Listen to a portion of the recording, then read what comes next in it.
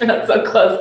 Hi. Hey guys, we are live. Can you guys hear us? How's the audio? Yeah, give us a little mention in the chat if you can hear us. All these people are saying hi. Good day. Hi. What's up from Oz? What are you reading? It's Oz. OZ. Oh, what is Oz? from OZ. Australia. Australia is OZ? That's crazy. Ireland. We've got Australia. We've got, I think I already said that. Audio's good. All right. So guys. So many people. We have moved into our new studio. There's still construction going on, so we're in the conference room doing this. We didn't want to postpone another webinar.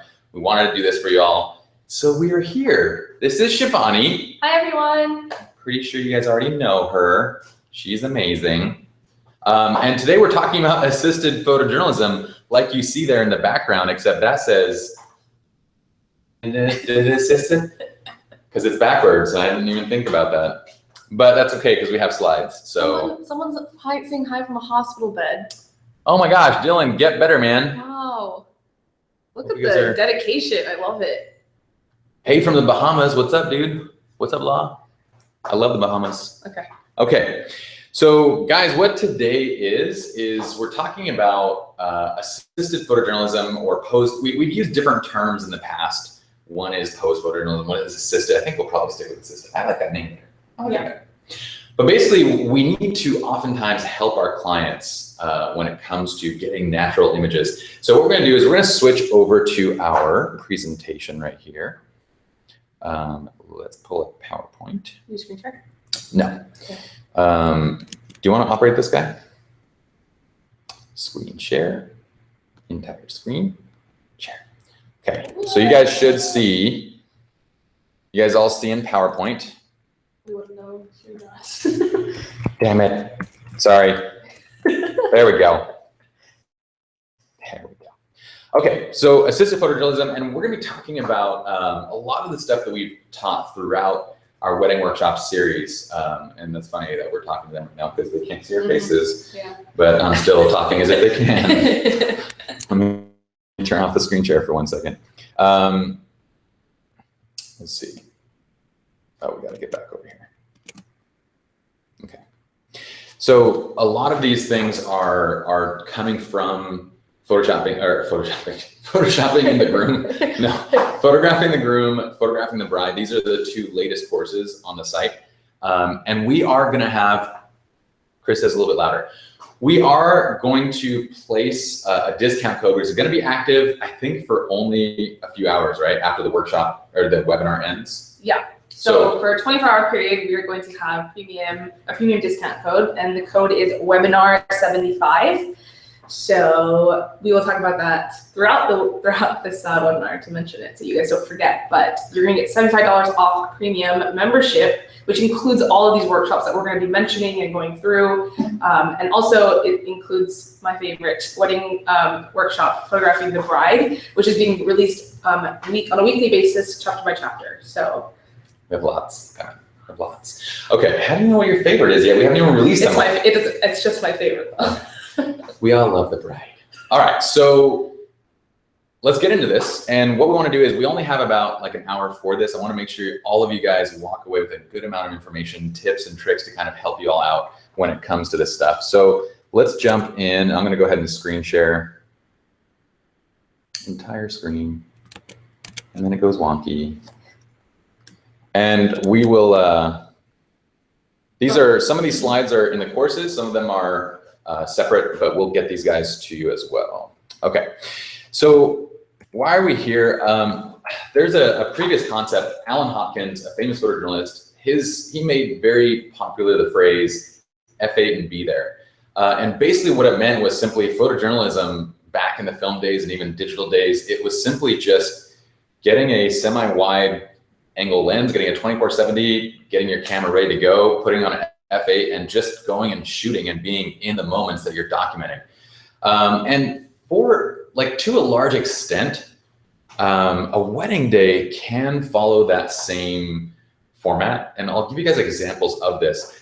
But the bottom line is as a portrait photographer, if you are doing weddings, you're doing portraiture, many moments will happen naturally, but many don't. That's kind of our internal saying when it comes to just photography in general.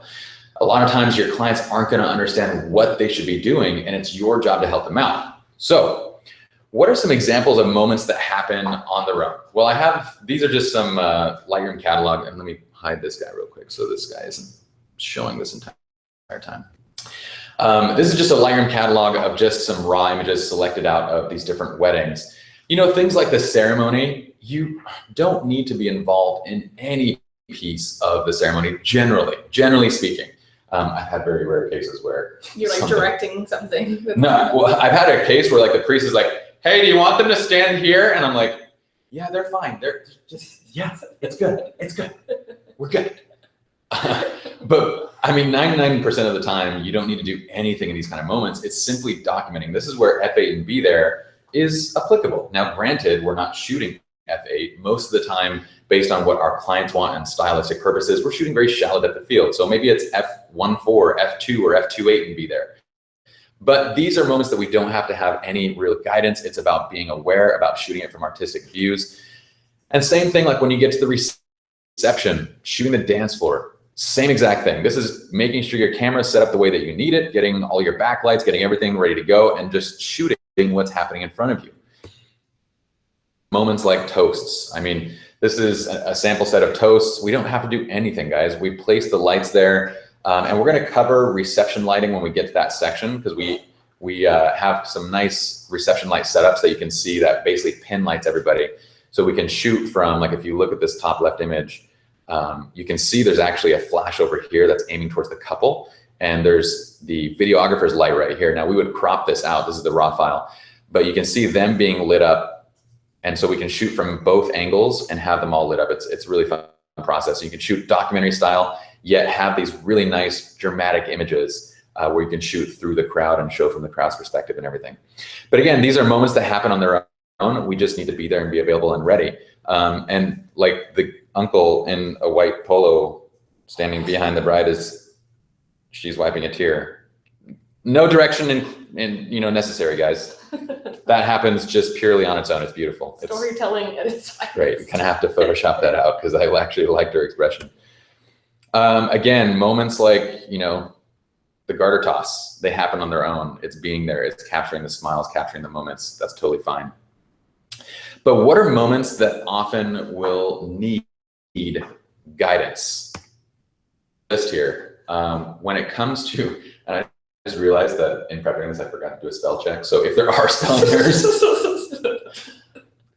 we're going to Creative Live in a couple days, guys. It's busy. So portraiture. Well, if you're photographing couples, if you're doing engagements, and let me turn on our faces. I want them to see our faces right now. So we'll see if anyone's asking any questions. Faces. Okay, and if you guys have questions, please let us know. I'm just looking at Fiona. My screen shows F8 and B there. Okay, hopefully everyone's working. So when it comes to like what couples have you guys photographed that they just know exactly what to do in front of your camera? Or let's say you're doing maternity photos and you're like, can you act pregnant? Like just be naturally pregnant. Yeah, be naturally pregnant. Just do that. We need to have some directing skills. And on a wedding day, even more so when it comes to groom prep, how often do the grooms ask you, like, all the time, what do we do? What are we supposed to be doing? Yeah, especially males, because they're a little bit more clueless to like taking pictures overall, I feel. Chris is going to say you need to talk louder. Oh, sorry. I'm just going to help him out by saying that. Yeah, they often will ask you and be like, what should we be doing right now? Yeah. Same thing with bridesmaids. How about like your client says to you, like, let's say the bride says, oh my gosh, I love family pictures. I really want my mom and dad involved in preparation. And you show up, are mom and dad going to do anything without any help? No. No. Like, so we have to kind of be involved and guide. And so I know the term photojournalism is very guarded. A photojournalist is going to be very protective with like, if you assisted or directed or did anything to get that photograph, it's not a photojournalistic image. And I completely understand that. I get it, especially from a news and journalism standpoint. They are absolutely correct. And that's why we came up with the term assisted photojournalism, because this is really capturing natural moments and moments that look amazing and they look completely intimate and in the moment, yet they are essentially set up. Okay, any questions so far? Yeah, look, Mark's like all the time, grooms don't know what to do. Like everybody, nobody knows what to be doing, and it makes sense. Screen share, entire screen share. Okay.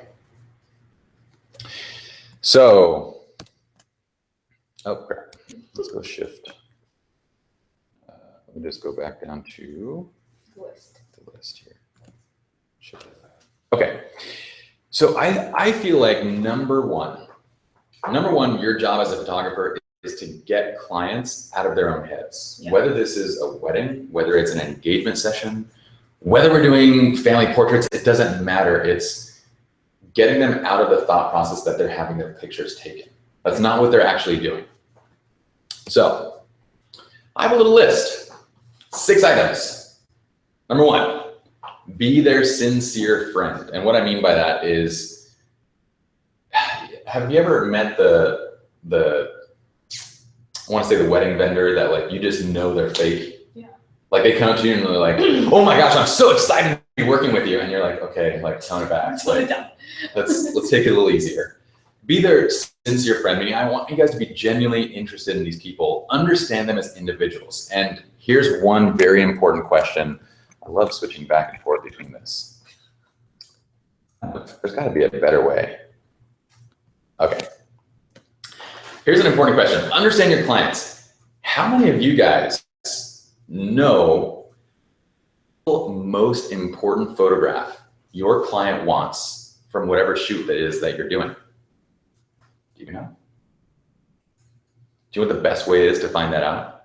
And we're going to go into this because this is all about IPS. It's all about selling prints and getting things up on people's walls, is understanding who those people are as clients and understanding what it is that they're looking for, because we need to create the images that they actually want to hang up on their walls. Now, 2017, after we finish the wedding workshop series, is going to be all about IPS and building a studio that sells.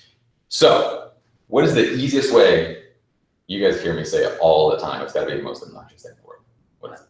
About finding out what their favorite image is? Yeah. What image they want the most. The frame. Like, you remember that? No, you did. Oh, maybe you weren't in those meetings actually. No. So we've been doing lead training, and the best thing to ask, Shivani needs to be louder. See? That was Chris. So Perlet says ask them.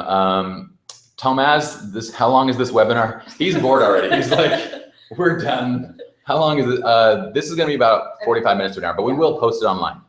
Mood boards. Okay, so mood boards. Let me tell you the issue with the mood board. We do mood boards. They're great. They're fantastic. But a client posts 40 to 50 images onto a mood board for any particular shoot, right? It could be family, it could be engagements, it could be whatever. They're posting a lot of those images, and you don't necessarily know which one of those images is the most important. Like, I'm going to give you an example of this. This is the question that we ask every one of our clients as a lead shooter. Okay, guys, is there a place in your home where you would hang a print? And they say, yes. I say, okay, what is that place? And they say, well, above my bed. And okay, imagine above your bed.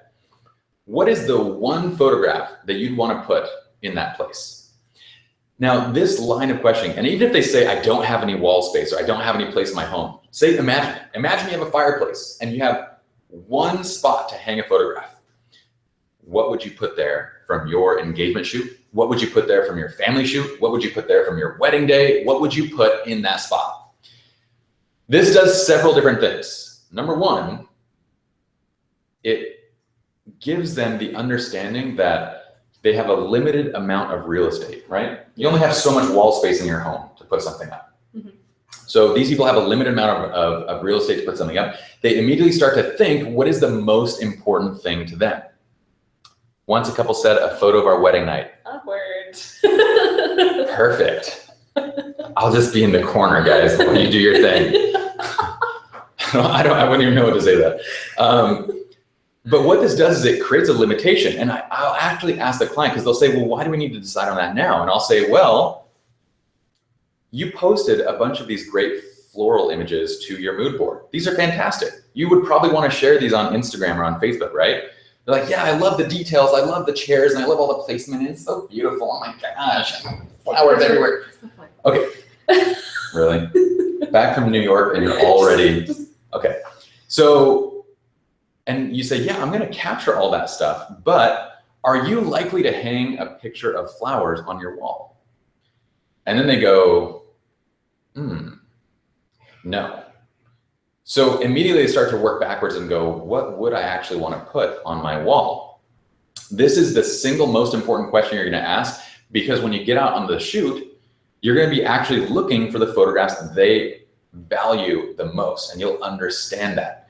So how many times, this is my question to you guys, how many times are you guys going out and shooting without actually understanding what they're looking for? And is that not basically going out blind? Like you're basically just shotgun rapid firing every single thing, hoping that one of these things is going to be something. I really like that motion. Hoping that some of these things are going to be something that they want. Okay. Paul, I love that. Study the location before the shoot. That's a big thing. We talk about that in the course too. So let's go back right to our slides. I don't want to screen share because I like seeing them. Okay. So once you guys are out on the shoot, tip number 3 is putting the camera down, okay? Doing this, we're talking about getting the clients out of their own heads, right? We're talking about being their sincere friend. We're talking about understanding their actual needs and wants. I don't know why I still have my thumb up right now, but there's number 2. Number 3 is putting your camera down. So Shivani, how are you gonna get relaxed on a shoot if I'm like, Yeah, it's just really intimidating Great. often. It's good. Okay. There's a chair over there. There's a chair there. I'm not. It's obnoxious, and you can't get them out of the mindset of we're here taking pictures when this is always against your face. So what we're gonna do in the courses, you guys see us go in full detail, is I'm putting the camera down constantly. Putting the camera down, and then we're guiding and directing, getting literally everything ready to go, and then taking the shot. And you know what's cool about that? Here's the thing, guys. The camera gear that's coming out, like cameras today are getting so freaking advanced that your job is becoming incredibly easy as a photographer. Let me give you an example of this. I made a funny video about this because it's kind of ridiculous. This is the Canon 5D Mark IV with a 35mm prime on it. I don't know if you guys have seen the new live view, but that's literally how I shoot now, is through live view. In the review, we talk about how advanced the dual pixel live view focus system is. Watch this. Can you guys see this? I have this touch enabled right now. So I'm gonna say touch enabled. I'm gonna dial in my exposure. There's Shivani right there. And literally all I have to do is compose the shot, tap the screen, and it takes a tack sharp image of my subject. And it does all the focusing and everything. It'll track it. It literally does your job for you. I bring this up because if this is always up and this is all you're doing, and I look ridiculous. I'm like, ooh, that's so pretty. I love that. You have to see it like that. And then it takes the picture and you're like, oh my gosh, I'm done. No, I did this like detailed setup and I was like walking around just like touching it. So anyway, I bring this up because the best way to differentiate yourself as a photographer is to direct, to get your hands into it, to put the camera down. Because if I can pose them and guide them and direct them into all these different positions, I can fix the background, I can do everything. And then take one photograph that just looks incredible, they're gonna think I'm incredible, and not that the camera is incredible, which it is. It does it all for you. Also, something that's really important that you just mentioned is that when you put your camera down and you're directing them and you're actually showing them how to pose, I think that's so much different than when you're doing it like this and you're like, can you go over there and move? It just makes you look like, it's very impersonal, I feel like. Absolutely. So this is about getting them out of their own heads. It helps you to build a relationship. It helps them to think that you're hanging out, you're spending time, just happening to take photographs along the way. So next is, we talked about number 4, being the director, not a photographer. The next thing I love doing is giving them activities to do along the shoot and just having fun. Like I said, we'll spend 2-3 hours with our clients during like an engagement shoot. We'll spend the entire day on the wedding with them. It doesn't have to be every second the camera is up against your face. Look at the moments that are happening, walk around, see what's going on, interact, and help them to get into the moments as opposed to thinking that you're there just to take pictures. Okay. Alan says, can't use touch shutter, put my camera down and my tongue. Okay, yeah. For some people it might not work, but I love it. I love it. I love it. And Paul, the low light on the 5D Mark IV is freaking awesome. Like we actually did a side-by-side with a buddy who's also named Paul. If that's actually that Paul, then that'll be funny. But we just went out and shot with the D5 and against the 5D Mark IV. These are the two latest cameras from both camera makers. We understand that they're not in the same class, but they're the two latest sensors. And so we're gonna do a comparison on that. And so far they're both amazing cameras, and I still like my 5D Mark IV a little better. A lot better, actually. Okay, so let's do, we have our 6 tips here. And by the way, guys, you guys can reference the slides at any point if you need to.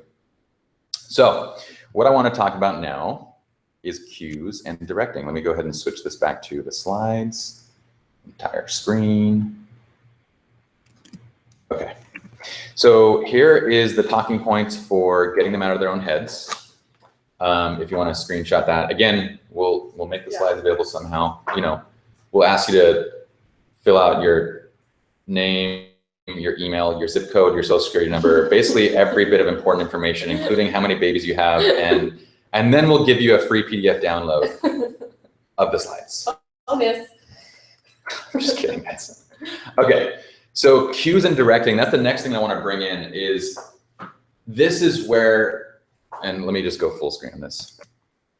This is where you're really going to, I want you guys to spend your time is becoming a better director. I'm going to give you guys some ideas in terms of cues and things that I say to my clients, like on an engagement shoot. If I say, give her a hug, like I'll often have her lean her back into him and I'll say, give her a hug. Now, what instantly happens, and let me switch back. This is like so complicated. Okay, so immediately what happens, am I allowed to demo this on? Go, just do it. Well, you have to turn your back. Oh. Okay, so what immediately happens, like they go like this. And I'm like, that's not really what I'm looking for. What if you hadn't seen her in a week and her back was turned to you and you happened to surprise her? How would you hug her then? And then I get the arms up and over and like the full embrace type thing.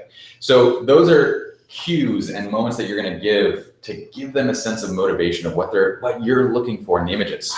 Also, Side note, when you give them direction like that, it also, again, it goes back to those 6 points that we referenced. They're gonna feel less like there's so many cameras around me. I don't know how to act naturally around the person that I love, and you giving them just that one sentence is gonna give them the ability to like let their inhibitions down and do what they need to do to get just like feel the moment themselves too. So David, I just saw this. I'm like we have to bring our faces real close because these are like 2-point fonts. So he said, I love shooting film. It helps to calm people because it's not a monster camera and a compact camera, and who's going to feel threatened by that camera. So you bring up a really great point, David. Not only is film awesome for this because the cameras are generally a little bit less invasive and you're not always switching out in gear and doing all that kind of stuff, but it's the process. When you think about shooting film, essentially what we're trying to turn you guys into, the digital shooters, our own team, they're digital shooters, what we're trying to do is slow you down in the exact same way that you shoot film. So David, you're absolutely right. That's a huge advantage because when you go and you set up a shot, you're not thinking, I'm gonna bust out 250 shots, mainly because each one costs you $1. So that's great. Just keep thinking, if you're a digital shooter, think the exact same way. This is $1. Every shutter counts. This is $1. This is $1. And you'll actually slow down your process and make sure that you're getting great images and posing and doing all that stuff and then simply snapping the shot. So I really like that point that he made. Okay, what's another cue? And oh yeah, this is one of my favorite ones. So I like to make my guys feel good too, I like to kind of focus on the guys. So what I'll do is I'll say to her, describe to me his butt. What do you love about it? And granted, when he has a good butt, okay? Like when the guy doesn't, so sad. What? Guys always have. Just love someone's butt just because it's tiny and that's just their person's butt. That's just No, that's still a good butt, but like we're talking about butts right now. We need to get back. What I'm saying is, if a guy is sensitive about his body and his shape, don't go, "What do you love about his butt?" And then just don't do that.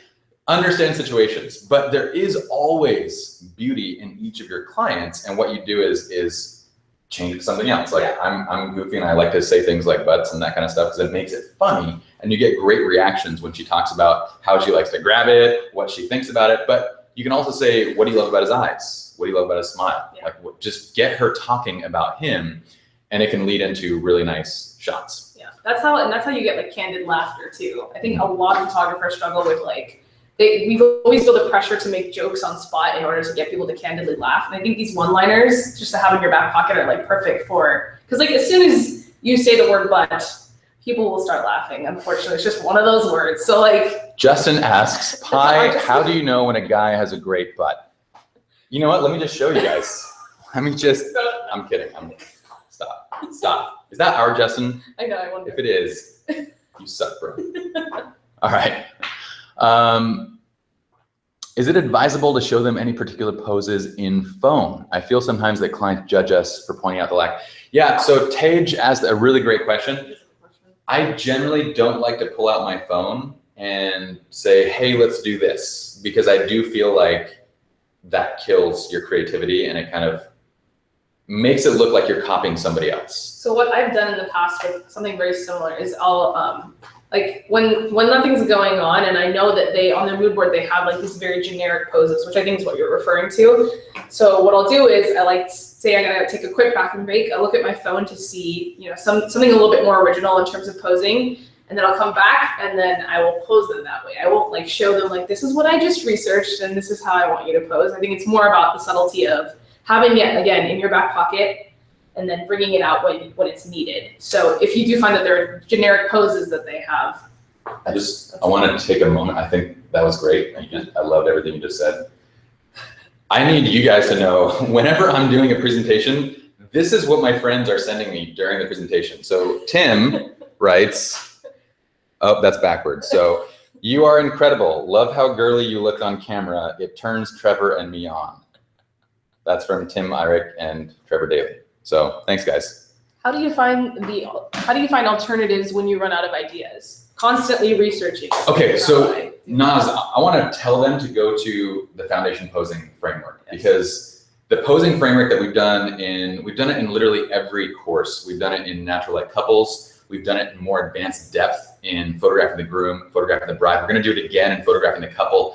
That framework is designed to help you understand posing, and literally almost every single pose, I like creating systems. And so what I discovered was that almost 9 out of 10 poses came from 5 basic feet positions. So we made a framework to discuss those feet positions, and you can use that framework to guide them into any look and anything. So it becomes very, very simple. And I understand that for you guys, to help the clients get out of their heads, you first need to understand your gear, your techniques, and your posing well enough to get out of your own head. If you're in your own head thinking of what I'm going to be doing, you're going to have a hard time focusing on them and their experience. That's true. Okay. Let's see here. Oh, good. So Abin, the posing framework was good for them. Good. All right. Adam says, "Casual homophobia isn't funny, guys." Really? I don't know. Okay. Let's go back over here. Say, "Whisper something sweet or dirty." Oh, that is another favorite. So for the guy, I like it when he whispers something sweet or dirty in your ear. And by the way, a lot of our clients, I wrote these slides this way, but a lot of our clients are same-sex clients, so it works the exact same way. Him or her, you can go backwards, it doesn't really matter. "Whisper something sweet or dirty in your ear." I love that line because it always gets, and then usually after I say that line, I'm like, okay, now you have to say what he or she said out loud, and it works fantastically well. Okay. Sorry, I keep coming closer to read your comments, guys. I know, we're like kind of leaning in. All right. Lean into his ear and make cat noises, like meow. So here's some guidance. I'm going to show you guys a couple slides from some of my friends. Guys, this is where networking and really learning from your friends and your peers is such a big deal, because I learn things all the time from my friends, and a lot of it comes down to directing. So I wanted to give you guys a little idea. Oh, that's also a really great way during the initial meeting to gauge their personalities and find out what, kind of what makes them tick and what would make them laugh. You can gauge that just in your initial conversation with them. So I agree with your point of view. Okay. Have the best man tell his favorite story of the groom. So Jamie Evans, a friend of mine, he'll talk to the best man prior to, and I've done this before. We actually showed this on Photographing the Groom. I learned it from Jamie, and it's basically you pull them aside, you say, I want you to tell a funny story, an embarrassing story, some story of the groom. And then at a later point in time, so give them time to prepare for that. So at a later point in time, all you're gonna do is say, hey, you got that story? And they'll start talking them through the story, telling it. And that's after you've set them up into like a nice little pose, like get them all standing next to each other, and then you get great reactions out of those moments. Very simple, very easy.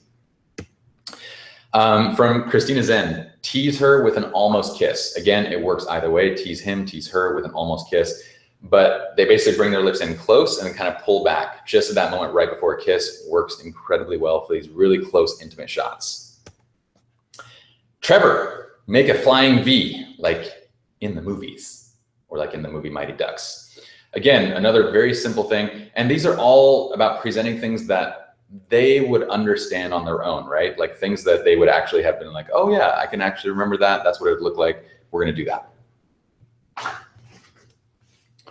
I want you guys to go to srlaunch.com, and if you type in the search posing cues or cues, you will see several different articles that we have created from all of our friends who have given some of their favorite cues in different moments. There's a lot of different posing cues, and just these are things to give you guys ideas. By no means am I saying to go and copy every single one of them. Take some of them, make them your own, and it'll help you to kind of understand what other people are doing to help in these moments.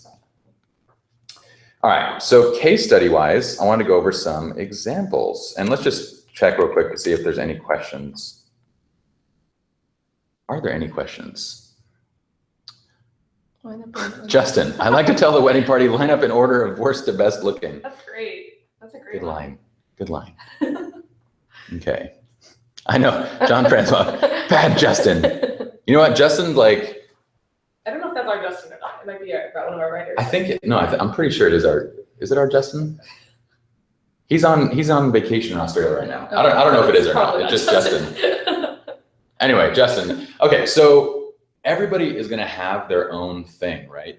Yep. My thing, oh, Justin Haugen.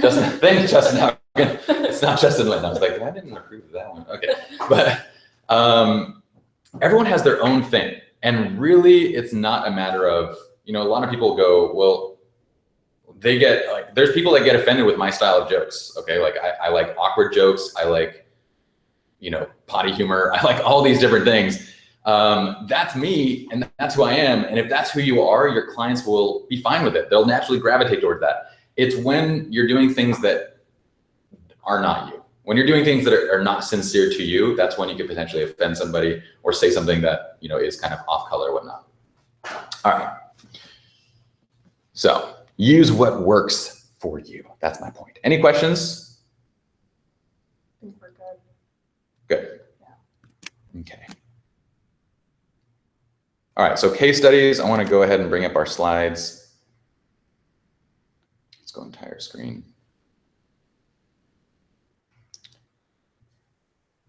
Okay. So let's talk through some of these. How many bride prep rooms would look like this when you walked into it? None. Okay. Not a single one. I have never walked into a scene and been like, oh my gosh, they're just doing it already. Like, this is perfect.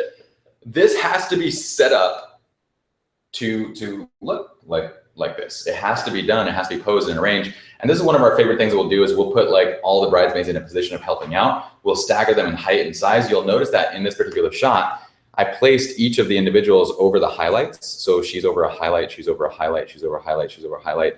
And then these two are in between. And you also notice that we can see all of their faces or profiles. So I have them looking and doing things. And I'm just telling them to do different things. Like I want one person to help with the veil. I want the other person to help with the train. I want one person to just, if you don't have anything to do, hold her hand. If you have the bouquet, help, with the bouquet.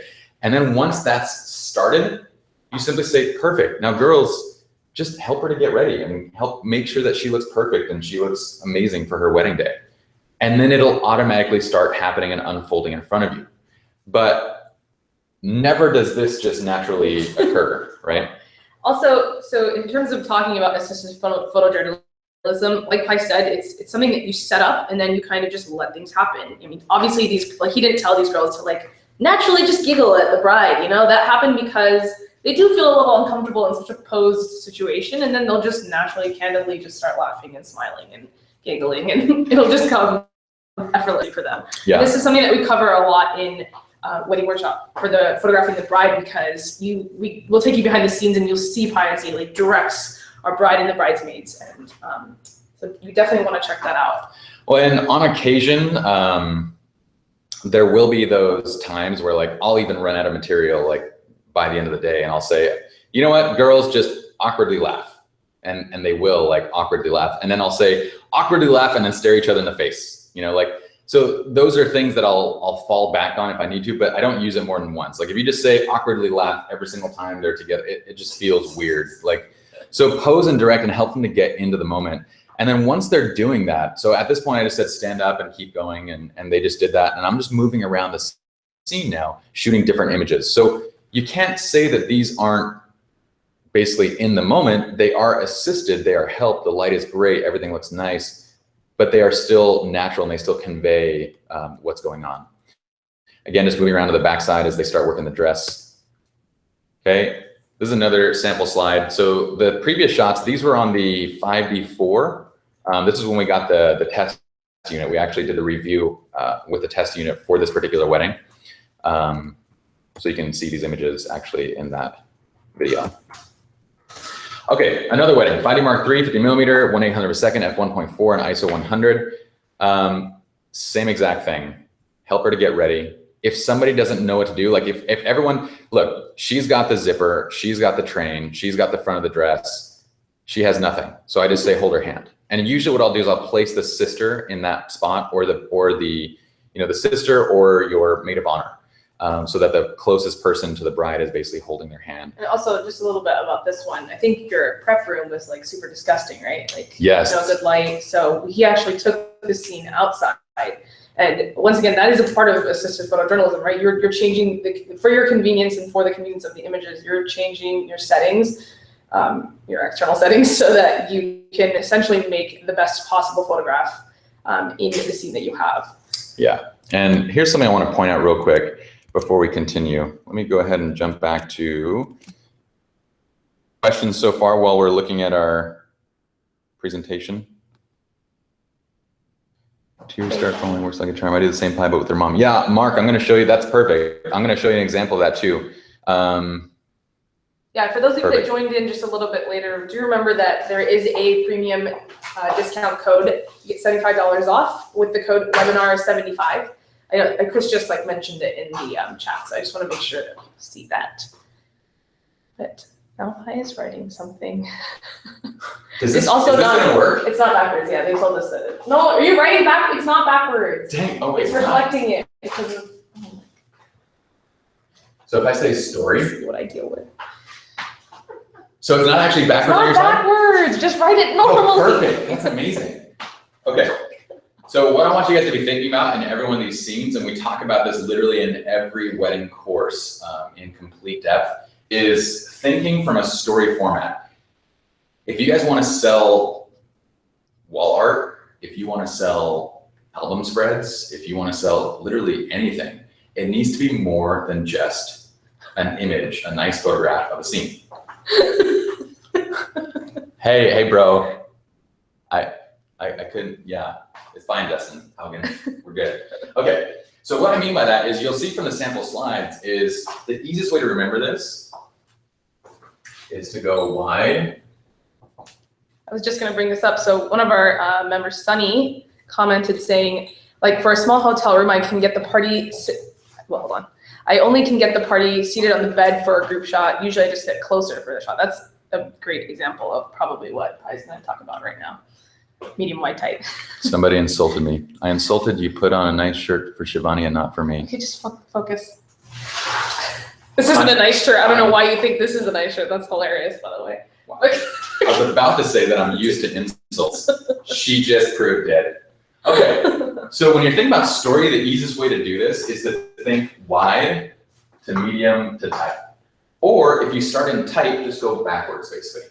But what we're trying to do is we're trying to show the entire scene. Think about it from a film standpoint. If you're watching a movie, what is the B-roll in a movie or a TV show or anything? What do they always do? It literally is the exact same regardless. I was watching The Flash last night. I like superhero shows, so I'm going to talk about that. So what does every scene start with? A wide shot of the city. And then they do the medium shot of like where they're at in the city. And then they go inside the room and they show their talking faces. Like they literally just set the scene by cutting from 3. So you do the exact same thing from a still standpoint. So when you go and you put together a blog or an album spread or wall art or anything, you have multiple images to tell this story. So your spreads, if you're saying on a blog, you're going to go, maybe there's going to be 2 images placed right next to each other, a wide, to kind of tell that whole piece. If we're designing out, let's say a piece of wall art, right? If we want a client to buy this piece of wall art and it looks like this is a very typical, very popular film strip style layout, we need that epic image to go here, and then we need 4 detailed images to go here. If you're not shooting those, how would you possibly sell it? And if you don't know what one is the most important one to go into here, important. This is for the client. If you don't know what that shot should be for every single client, you literally are shooting blind. So that's where our 6 tips come in. Okay. All right. Let's go back. Okay. By the way, if there's any other questions, just keep posting them as we pop back and forth. We will get to them. Okay. So notice like in every one of these scenes, you see setting the environment, setting this shot, moving in closer, moving in for the details. Okay. This one on the left a little bit wider, is a little bit wider, and then medium, medium. There's also a wide shot in the scene. You just don't see it here. Okay. Same thing here though, getting that one shot. And listen, this is one of the things that bugs me the most about our shooters that come in and train is that they shoot this angle and they just stay there. They shoot this first shot and they stay there at that primary angle. Look, after you've already got the shot of them smiling and having a good time and interacting, you don't need to wait in that spot for them to do it again. Move to a different angle, show somebody else's face, create something else that can be placed next to it in a story-based format. Okay, this one. This is from Photographing the Bride. This is shot on a wide angle lens. This is on a 24 millimeter. We talked about how to use lenses to exaggerate portraiture. This is shot to exaggerate her hip. I love that pop in the booty and your clients are gonna like it. Why are you laughing, Shivy? Look at her face. Look at. How many of you are out there that never want to hear Phi say pop in the booty one more time? I assume everybody wants to hear me say that, including my wife. Oh my goodness. Ew. Listen, y'all got lovely curves. Let's show them off. And so what we're doing in that shot is we're having her kick the hip actually towards the camera. So it's larger, using a wide angle lens to kind of distort a little bit. And that's what creates that. Pi said booty, tee-hee. Tomaz has got a smile on his face. Look at all those smiles. Look at that. They're laughing at you always, always. What sucks is that they're all guys though. Yeah. All the girls are like. They left. They already left because they heard you say pop the booty. I'm serious though. Okay, so here's one of the big things is I make my brides look good. Demonstrate. You're too high. We're both too high. You always want me to. Okay. Not booty enough. All right, guys. Here comes the angle. So, boom. I'm just kidding. So look, I make my clients look good. When it comes to the guys, I love this because in the courses we talk about the purpose. When you're photographing the guys, the purpose of photographing a guy, the general goals are to expand their presence, right? Cyprian Pies, hi. Clearly you haven't watched enough of my videos because this is the exact same version of me in every single one of them. Let me show you guys something real quick. Okay, so you see my body right now, right? So for a guy, it would be weird if I were to do this, and I were to do this, and I were to do this, okay? Why? Because we're diminishing the body right now. And for a guy, we're trying to do the exact opposite. So we talk about this in Photographing the Groom. The purpose of the poses that we do for a guy are to expand his presence. So we go with a wider stance, the feet out. We roll the shoulders back. We put the hands or one hand in the pocket while the other hand's open. We take a breath into the chest to bring the chest up and to shrink down the side of the stomach. When you turn them to the side, it's literally the exact same thing. So look, I don't want to photograph me like this because it makes me look skinny, kind of, with a belly. What was that? That makes no sense. Why is everybody laughing at me? You said skinny with a belly. That makes no sense. Okay, just go with me for a second, okay? But this is diminishing, right? So if I open up a little bit to the camera and I bring my shoulder up and forward and I bring this arm across, one hand goes into the pocket and the chest comes up, you can literally see how I'm expanding my body. That's exactly the purpose of a guy or for posing a guy. We want to expand, make them look masculine. That's the goals. That's the goals. Chibi, come over here. Let's have you pose like a guy. Like actually? Yeah, pose like a guy. I don't have front pockets. They're closed. Excuses. That's all I hear right now. Also, there's so much fabric here. Okay, I'm a fine. female. So, but do this. So for girls, the exact same thing is kind of turned on its head. When we get to Photographing the Bride, we talk about the goals shift. Our goals are to diminish, to exaggerate curves, to show off femininity. Now, this is just in general.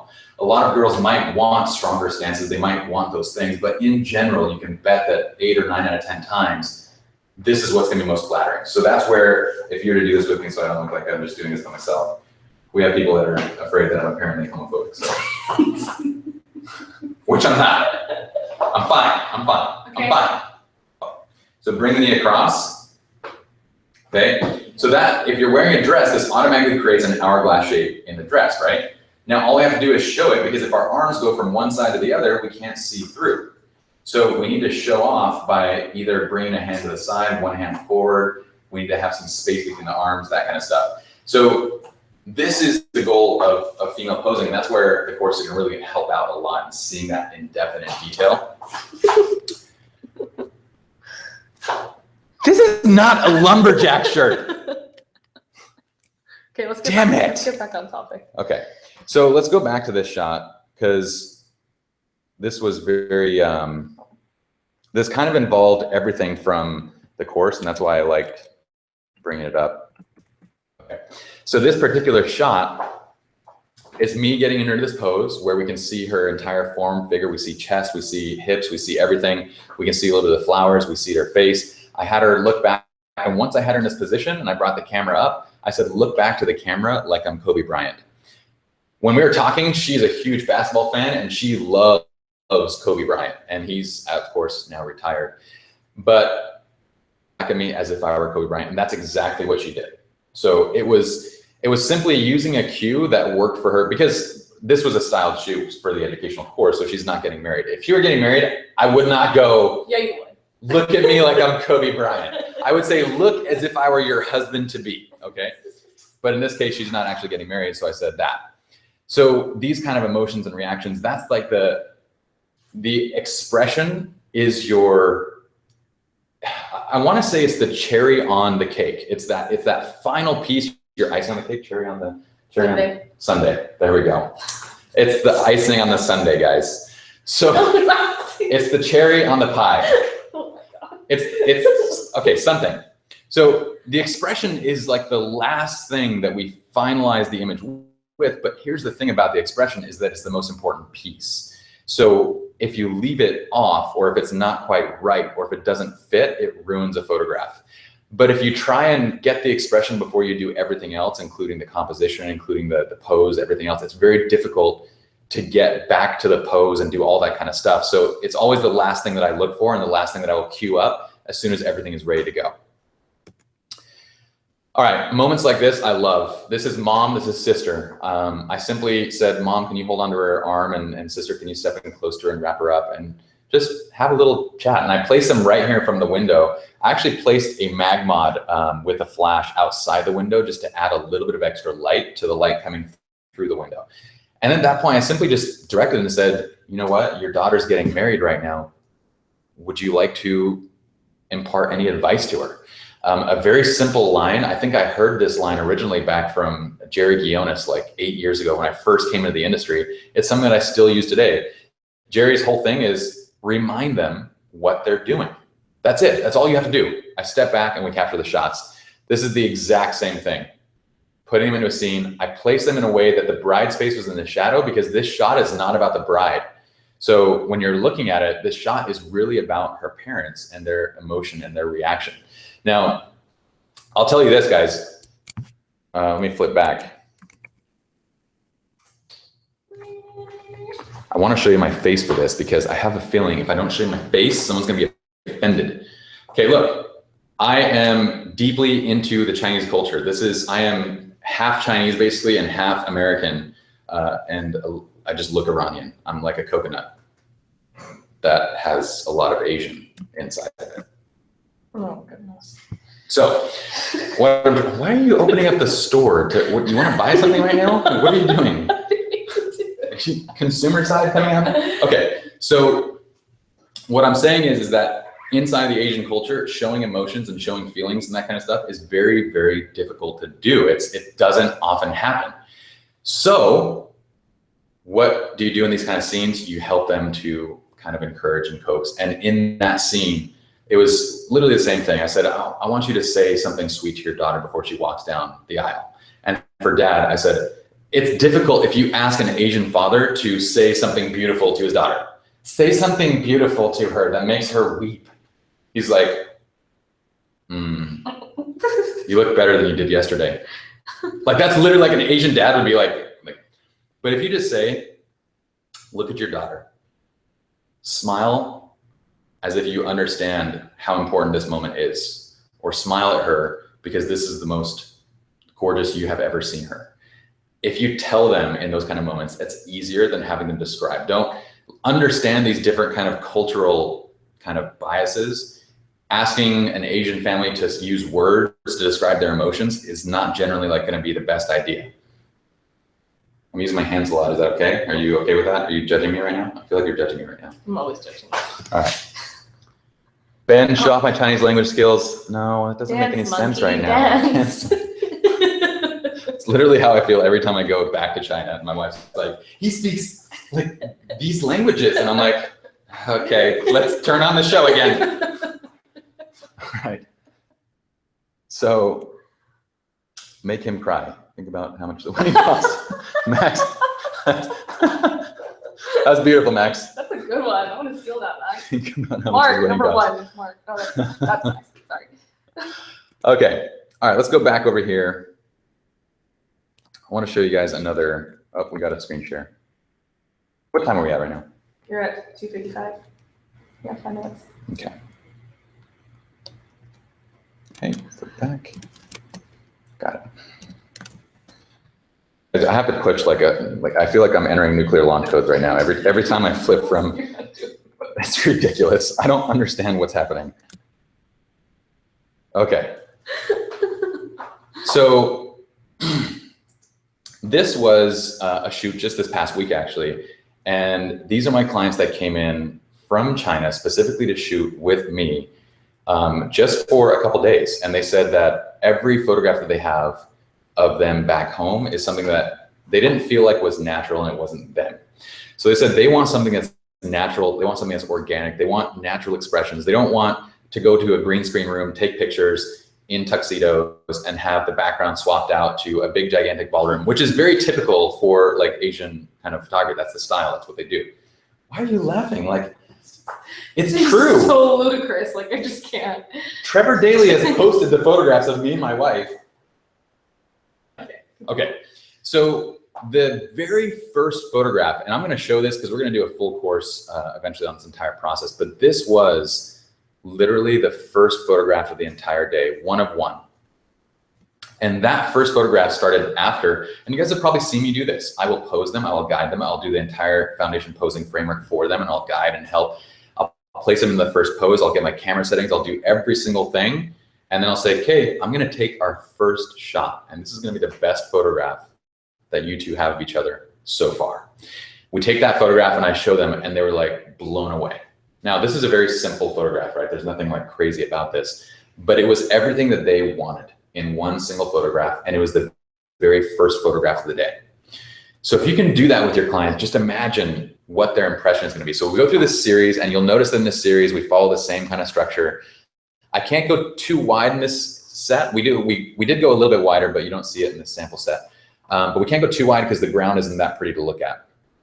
But you'll notice that we go in tight, we focus on her. This is his eyes on her. This is them looking at each other. This is, again, her, and then we've switched to him. She's now looking at him. He's now looking at the camera. He's now looking down. She's getting him to laugh. And I'm just whispering kind of funny things to them, saying like, why don't you try this, try that. If they don't have jokes, if they don't have things that they can say, like, that's when you start bringing your cues in. Make cat noises, do whatever. Photograph their details, so their clothing, their attire, their shoes, because again, these are the pieces that we need to create that wall art. Okay. Same thing here. You're on a shoot. I just want you to look soft and pretty and feminine. No, you're going to pose them. You're going to actually teach them every single one of those things. A client is not going to go out and be like, oh, let me just, turn my back to you and bring my arm across and naturally brush my hair back. And let me just do all those things. Or I don't know why I do voices, guys. It literally plagues my entire life. I don't understand it. Just go with it. Okay, so again, all these things are kind of set up and guided. And then they wanted natural, so we do the same thing. Get a series of walking shots. I'm gonna teach them how to walk. I'm gonna teach them what to do, what I'm looking for. They're walking across, I shoot through a wide shot, so we have that scene setter. On the street, this is in Laguna Beach, having them actually do a little window shopping. And then this trolley was crossing. And so I just said, lead her, put your left hand in your pocket, lead her with the right hand, and I want you just to kind of play for a second. And the trolley's going by, and it's so Laguna Beach, and it's so kind of just natural and in the moment. But believe me, there's a lot of guidance to get to these places. Like, people don't just go and do that on their own. Same thing here. This was a fun set. So we're playing in the water, we're having a good time. At this point, I'm just saying, guys, forget that the camera's even here. If you guys were here and playing in the water, what would you be doing? And so they did. And he did this hug where he grabbed her and pulled her into a hug and like walked into the water, spun her around. And I'm just shooting these moments. And once you have that relationship developed, it's very easy to then just say, forget that I'm here, do what you would naturally do, because now they're out of their own heads. And so here I'm just shooting different angles. You'd think that there was multiple cameras, multiple angles. No, I'm just getting close, going out wide, getting shots that'll set the scene, getting closer shots, in the action type shots, that kind of stuff. Okay. These skills work in any scene, in any situation. This is our family. This is Chris and Eric. They just had a baby. And I was just over at their house visiting. And Chris is holding her baby right here. I said, that's so beautiful, Chris. Let me just grab my camera real quick. I want to take a photograph of this. And this first angle wasn't that great. So I switched my camera angle so that the light was coming from the right. So I wanted you guys to see the process of these 6 shots. Not sick, 6. I wouldn't call my own shots sick. Yeah, I would. Just kidding. Okay, so if you look at this next one, I love how, I have 2 girls in the room right now. They're both laughing at me. That's great. So the light's coming in right at a direction where we have nice shadow. We have our beautiful little Zoe lit up. She leans in, gives Zoe a kiss. I'm like, this is really great, but we're kind of missing dad. So I tell Eric, I'm like, I want you to sit right next to them and lean in. And now we just have this weird, like, Eric head that's like leaning in. I'm like, that's awesome, Eric. The only thing is, and I was actually guiding, so if you look at her hands, I was actually guiding her hands too. I said, your hand looks a little bit off. Can we bring it in together, bring your other hand under and kind of cradle the baby a little more, because it got up really high in the shot. So she did that. And I said, Eric, lean in. And he gets his head in there. And I'm like, Eric, that looks great and everything, but lean in closer. And I need to connect you to them. Just lean across and touch Zoe's foot or touch something. And he does that. And then he smiles right afterwards. He's looking at her and Zoe like kind of moves and he just smiles. And it was perfect. And this is just a moment of me hanging out with my friends. This wasn't even like, this is our family. This wasn't a shoot. But these types of directing skills work in any situation. And they saw that and they're like, oh my gosh, it looks like you just took us into a studio to do this. Aside from the fact that there's like a sofa, I don't know what that is, but there's something back there. But that's all right. It looked beautiful. Let's see, this is the final shot, black and white, which we would probably retouch if we were to actually print it. We'd do a little bit of retouching and clean up like the scar and anything that she wants removed or whatever. But very simple, just hanging out with family and getting a simple photograph and helping direct into it. So that's it, guys, for our presentation. I'm surprised, like that was 1 hour. Is that 1 hour? Yep. Whoop, that's still spazzing. There we go. There we go. And if you guys wanted to, I know we talked about a lot of things. It was a lot of us talking. Hopefully we answered some questions along the way. But if you wanted to send over some images, we just launched our new critique section of our site. So that would be a great way for you to get some feedback on what you're doing. And in terms of storytelling and posing, assisted photojournalism, we could give our 2 cents about, especially that last thing that I just mentioned, the points of connection. We didn't really touch on that, but I actually learned a lot from watching Pi, assisting him in terms of posing family formals like that. Because a lot of people just do like the, hey dad, hey mom, you know, and it's just like just an arm or like holding hands. It makes such a big difference. It's so much more than just the image. It's about the connection. So totally. Yeah. So some heads up, we have right now, guys, hop on to Creative Live, register for the class on Wednesday. Again, it's free to watch live. I'm gonna show you guys how to think of Lightroom developing and presets in a completely different way. It's gonna be awesome. You guys are really gonna dig it. For members, for premium members, you guys already have the presets, which this will help to better understand them and everything and how they're created and everything. But for everybody, it'll help you guys to understand what the thought process was in creating these presets. So if you guys want to do that on your own, you can. Number 2, the new constructive critique is up on srlounge.com and it's freaking rad. Guys, log in, create an account, and go be a part of constructive critique because it allows for on-image critiquing.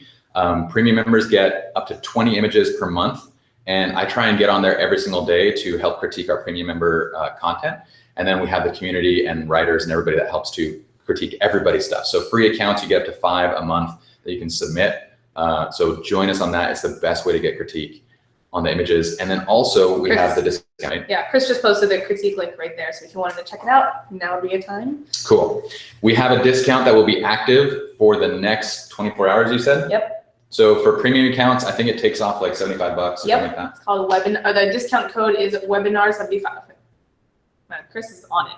So the code Chris just wrote down in the chat right there, it is webinar75. So you get $75 off premium, and it includes a lot of the content we just described, especially about foundation posing, because I've seen a lot of questions about posing in here. So it includes all of our workshops, and a lot of our workshops cover posing, especially the foundation framework. So. And to give you all a heads up, most likely in 2017, we're getting into all the business stuff. After we get through all the photography stuff, we're gonna be covering and including all the business stuff. Most likely the pricing on premium is gonna go up. So this is the time to jump in so you guys get in at a good rate. And if you guys have any questions on whether it's worth it or not, just jump in the community, guys. People love it because we're trying to give you guys a lot of great content, great information at a very good value. So you can just see what everybody else is thinking about it. Post a question. What do you guys think of premium? And I'll delete all the negative responses. That's just how it works. Kidding, I'm kidding. All right, guys, have a great day. We'll see you guys in our next webinar, next video, whatever. Bye, everyone.